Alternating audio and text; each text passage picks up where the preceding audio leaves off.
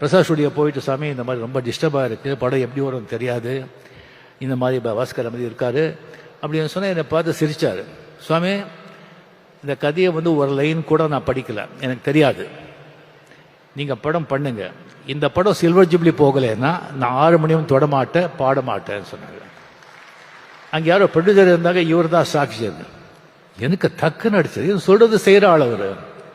என்னங்க இப்படி சொல்றீங்க? நான் சொல்லலை சாமி, அந்த மூகாமிகா அந்த தாய் சொல்ல வைக்கிறான், நான் சொன்னேன், அவ்வளோதான், நீங்கள் போங்க. எனக்கு இன்னும் டென்ஷன் ஏறிடுச்சு எனக்கு. என்னையா இது?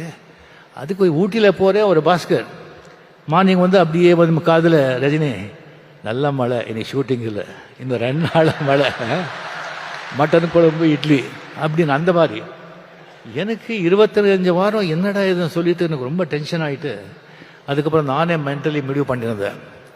நோ அப்படின்னு சொல்லி ஒரு 10 எக்ஸிபிட்டர்ஸ் 10 சென்டரில் நமக்கு தெரிஞ்சவங்க கிட்ட படம் சரியாக ஓலைன்னா கூட நாமளே பணம் கொடுத்து சில்வர் ஜூப்ளி ஓட்டிடலாம் அப்படின்னு சொல்லி மைண்டில் செட்டிலாக இருந்தேன் நான்.